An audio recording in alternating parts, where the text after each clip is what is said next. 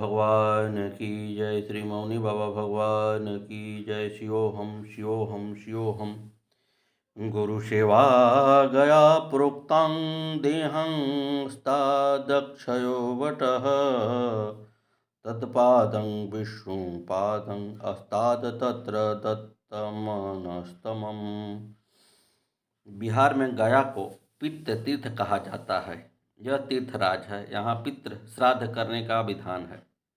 याज्ञवल्क्य स्मृति में लिखा गया है कि गया श्राद्ध करने से पीछे की और आगे की 10 पीढ़ियों का उद्धार हो जाता है। गया में पिंडदान करने से पितरों का अक्षय तृप्ति होती है।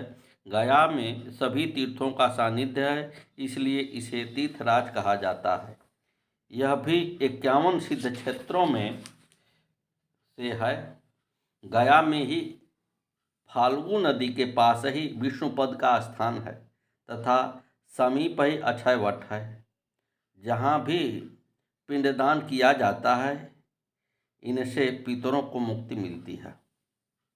सद्गुरुदेव भगवान की जय। भगवान शिव कहते हैं कि गुरु की सेवा से ही तीर्थराज प्रयाग का फल मिल जाता है। गुरु का शरीर ही वह अक्षय वट वृक्ष है जिससे शिष्य को अक्षय पद प्रदान होता है तथा गुरु के श्री चरण ही भगवान विष्णु के श्री चरण हैं। ऐसे जीवन तीर्थ को छोड़कर अन्य किस तीर्थ का सेवन किया जाए। मुक्तिदाता केवल गुरु ही हैं, जिसमें मन लगाने से मन ईश्वर के तदाकार हो जाता है। यह जीव की परम सिद्धि है। गुरुवक्त्रे स्थितं ब्रह्म प्राप्तते तत्प्रसादतः। गुरुध्यानं सदा कुर्यात् पुरुषं स्वरेणीव यथाः। ब्रह्म इस माया शक्ति से परे हैं, जो अव्यक्त हैं, अनादि हैं, अज्ञेय हैं, अनिर्वचनीय हैं, सूक्ष्मातीत हैं। उसे देखा नहीं जा सकता, किंतु उसकी अनुभूति होती है। इस अनुभूति को कराने वाला केवल गुरु ही है, जो शिष्य को उसकी चित्त शुद्धि कराने के बाद गुरु वाक्य तत्वमसि रूप में कराता है। इसे हृदयंग कर शिष्य स्वयं अपने को ब्रह्म स्वरूप ही अनुभव करने लगता है। यही अनुभव उसकी मुक्ति का कारण बनता है, जिससे उसकी सभी प्रकार की भ्रांतियों का निराकरण हो जाता है। वह अपने सत्य स्वरूप में प्रतिष्ठित हो जाता है। ऐसा वचनामृत गुरुदेव के मुखार बिंदु से निकलने पर ही शिष्य धन्य हो जाता है। इसलिए गुरु का वचन ही ब्रह्म स्वरूप है। ब्रह्म ही यह अनुभूति केवल गुरु कृपा से ही होती है, जिसको वह योग्य पात्र समझता है। जिसने गुरु की तन मन से सेवा की है, उसी को यह प्रसाद रूप में यह ज्ञान हो देता है। अन्य कोई भी इसकी अनुभूति नहीं कर सकता है। इसके लिए निरंतर गुरु का ही ध्यान करते रहना चाहिए। यही उनकी कृपा प्राप्त करने का उपयोगी साधन है। स्वाश्रमं च स्वजातिं च स्वकीर्ति पुष्टिवर्धनम् सर्वपरित्यज्यं गुरुमेव समाश्रयेत्। तत्व ज्ञान एवं आत्मज्ञान के लिए केवल गुरु का ही सम्यक आश्रय लेना चाहिए। इसके अतिरिक्त अन्य कोई भी इस कार्य को नहीं कर सकता।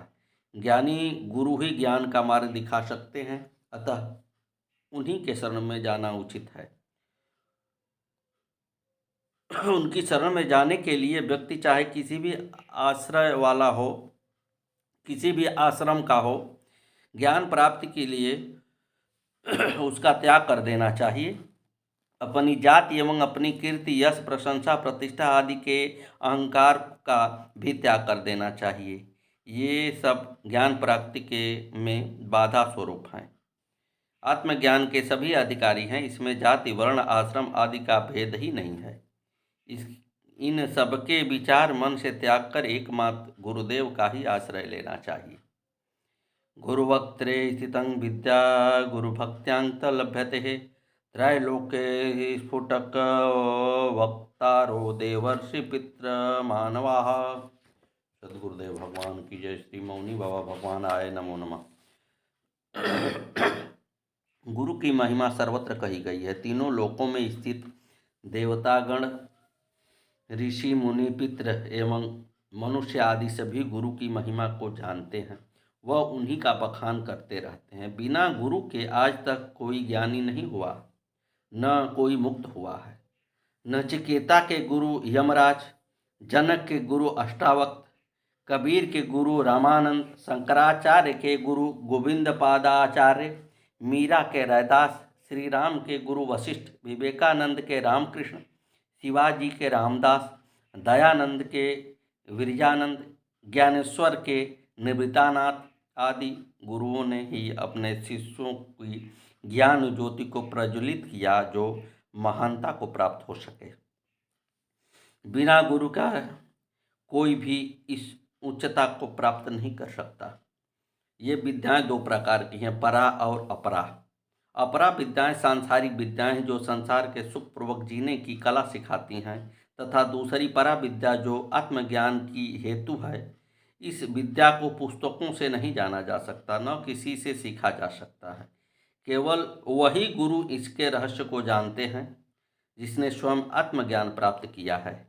ऐसे गुरु के वचन ही मनुष्य का कल्याण करने वाले हैं। इसलिए कहा जाता है कि वह विद्या गुरु के मुख में रहती है, किंतु ऐसी अमूल्य वस्तु वह हर किसी को बांटता नहीं फिरते।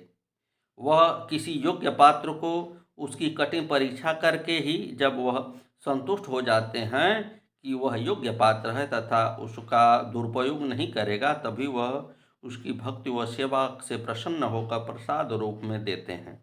इसे किसी को भिक्षा रूप में नहीं दी जा सकती। भिक्षा के रूप में कोई हीरा नहीं बांटता। सद्गुरुदेव भगवान की जय। गुकार अंधकारोज्झि रुकारः तेजोच्यते अज्ञान ग्रासकं ब्रह्मं गुरुरेव न संशयः।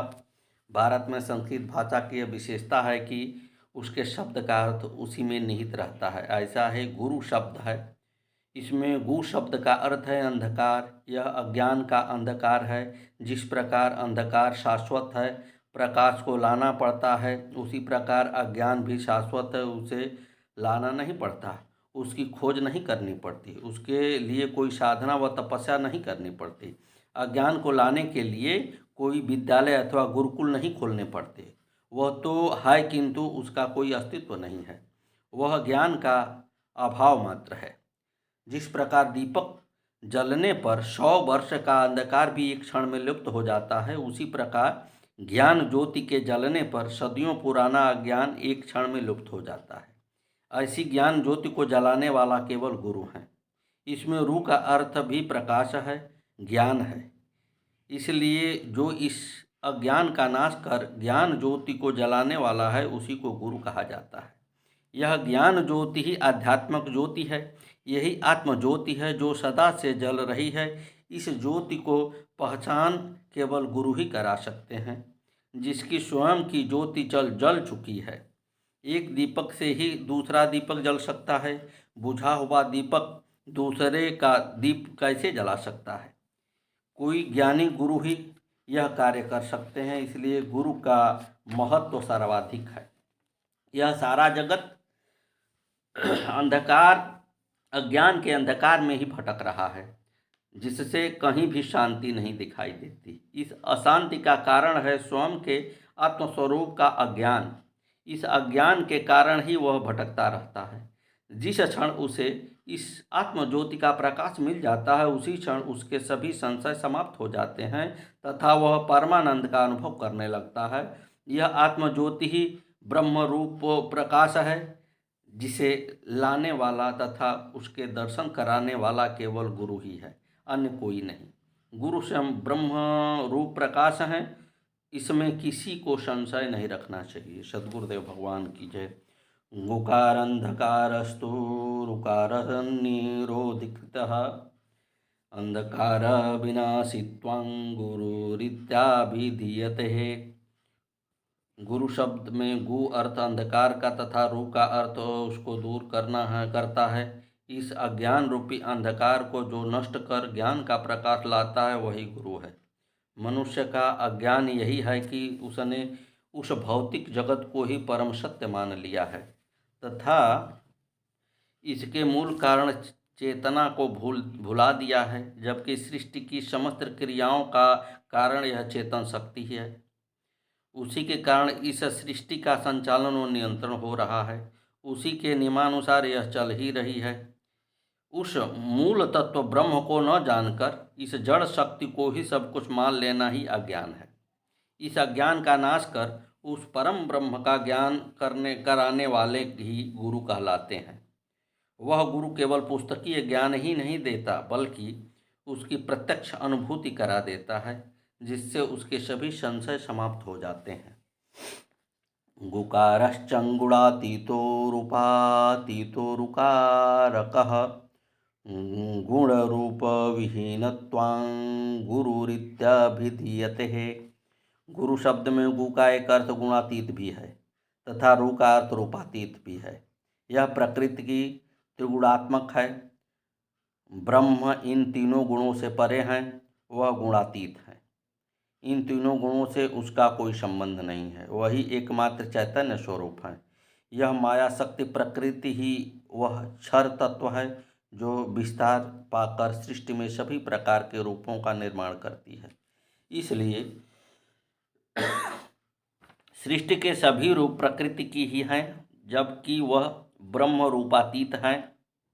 उसका स्वयं का कोई रूप नहीं, कोई आकार नहीं, इसलिए वह अदृश्य नहीं हो सकते।